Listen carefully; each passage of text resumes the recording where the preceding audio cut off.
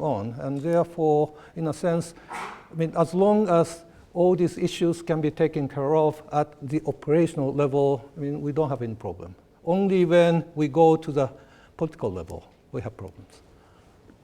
Greg Jarosz, National Security College student. Does Russia pose any serious regional security concerns or bilateral opportunities for Japan now and into the future? It seems there's very little that's said about the Russian neighbour. Well, I'm reasonably sure that Mr. Abe has different opinion about this from me, because he is in fact keen on engaging Russians, especially Mr. Putin. But at the same time, if you look at the Russian behavior over the last, say, 20 years, 25 years, you can tell they are not, no, you cannot trust them. And the way they engage Japan is very opportunistic. And therefore, you can't really do any serious negotiations with them. That is actually my understanding. That's a very direct answer. I was waiting for the next bit, Professor. The lady over here on the right. All right. Thank you very much for that very interesting talk. That when we talk about the Indo-Pacific, which is very, very predominant in Australia now, or getting predominant. Yeah. But you mentioned quite a lot of Asia, but it actually reaches also to the Middle East. And I wonder what kind of implication you think about, talking about the Indo-Pacific, particularly the issues of the Middle East for Japan. Well, I mean, actually, Middle East, I must say, is a very tough place to figure out. And I mean, of course, Middle East is crucial for Japan's energy supply. And this remains so for quite some time. At the same time, actually, it's a good news that Americans are now producing oil, and shale oil will be exported to Japan. So at least, it will lighten some sort of security worry about Middle East. But at the same time, I mean, frankly, I don't know. I mean, ISIS definitely is an issue in Japan too, and also sea lanes are important. But at the same time, I mean, in a sense, we actually think that Americans will stay, as a kind of maritime power for many years. And in a sense, Japan's sort of security policy to reach the Middle East is predicated on that assumption that Americans will stay. Yeah. My name is Chan Boraev, PhD student from Strategic and Defense Study Center. Thank you for insightful remarks on Japan's security policy. I have two quick questions. One on the Abe's international economic or trade policy.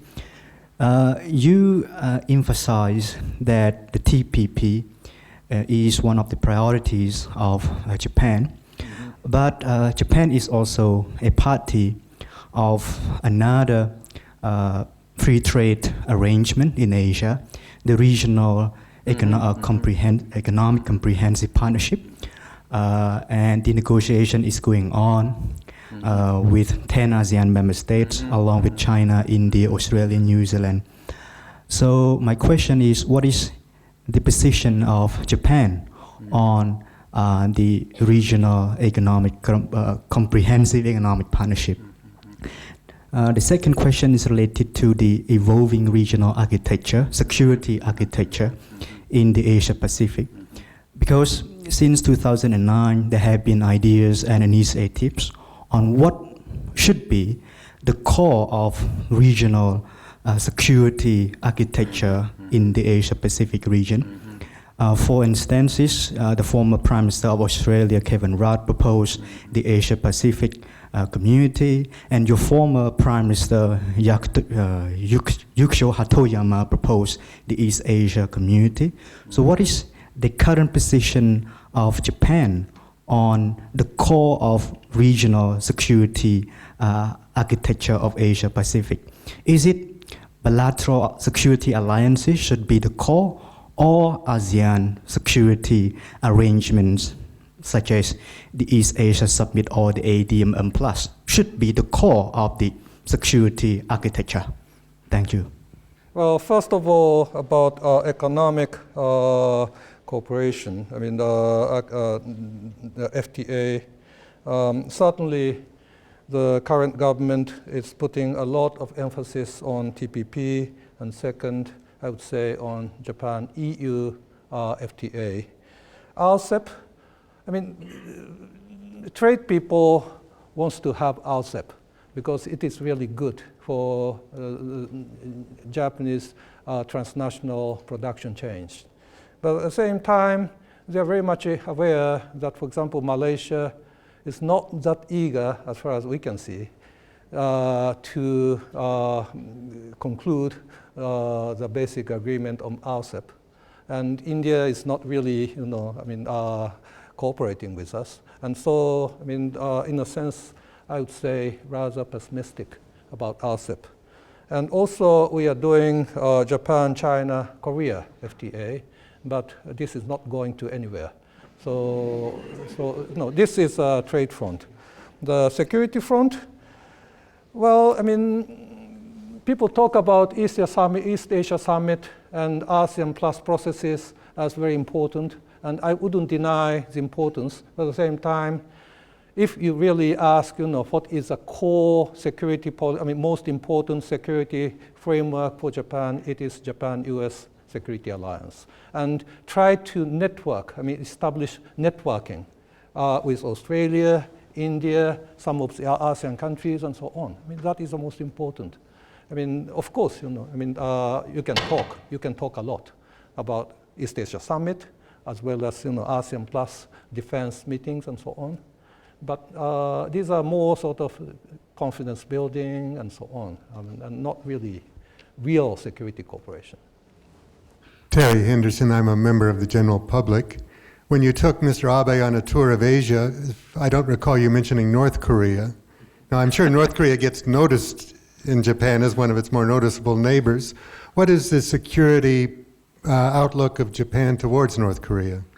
I mean, certainly we're worried about their developing missiles and nuclear weapons. And also in Japan, the Japanese kidnapped by North Korean government long ago is a major issue. And North Korean government under the current Kim leadership, in fact, sort of started to talk with Japanese government under Abe, hinting that they may deliver something new to the government. And so I think Mr. Abe was interested and started to talk with them. But so far, we haven't got anything from North Koreans, as usual. And, probably the expectation is now very low. I briefly said that I don't think we can really trust Russians to negotiate. But, the expectation or trust in North Koreans is far, far lower. Vafik Zavi from Prime Minister and Cabinet. I'm from the Cyber Policy Branch, so you only very briefly mentioned cybersecurity, and I was wondering if you wanted to add any remarks about Japan's role, particularly in promoting norms and confidence-building measures in Asia. Well, actually, cybersecurity is very important, but at the same time, in a sense, the entire cyberspace is almost like anarchy, and we really need to create a kind of regime to police this space. And recently, I submitted a report to the Minister of Foreign Affairs about the need for what we call science diplomacy, and basically encouraged the Minister of Foreign Affairs, Mr. Kishida, to sort of experimentally appoint his science advisor and then raise some science-related questions to the G7 summit meeting this coming year.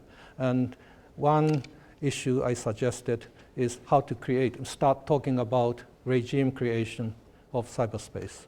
I mean, we are actually being attacked by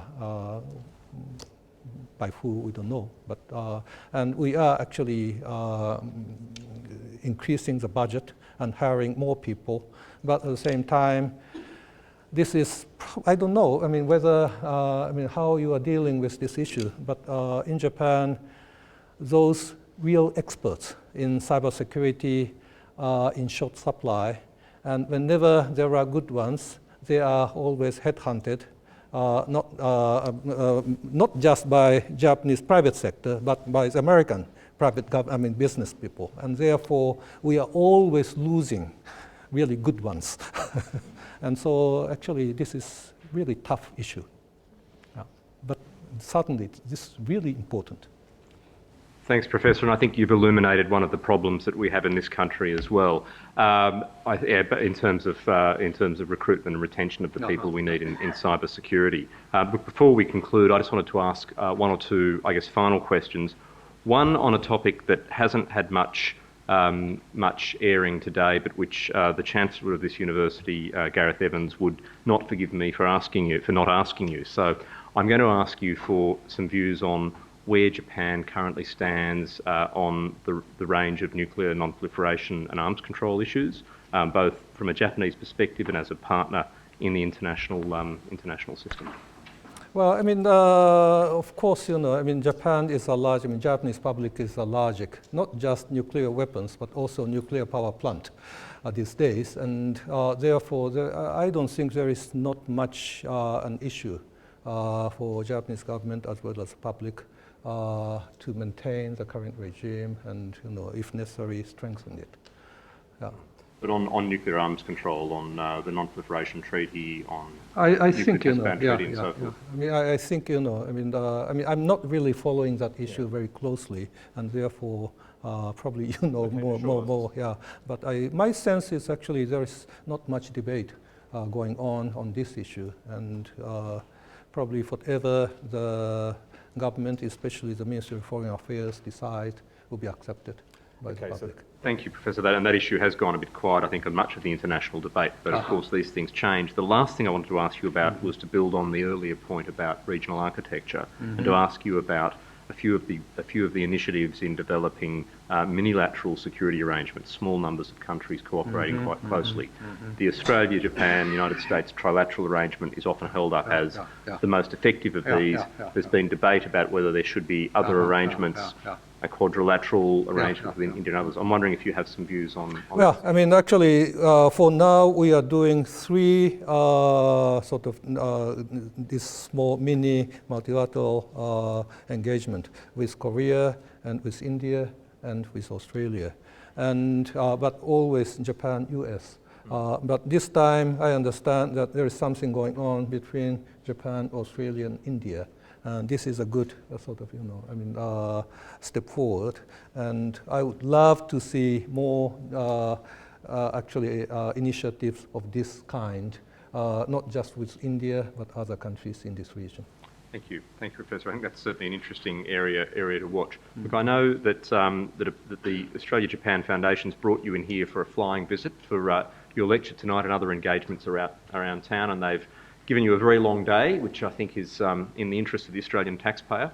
I'm really honoured that we hosted you here at the National Security College this evening. I want to thank again the Australia-Japan Foundation for bringing you here and for being our partner in this public policy engagement event. And Professor, I think I want to invite now the audience to show their appreciation for your time and remarks. Thank you.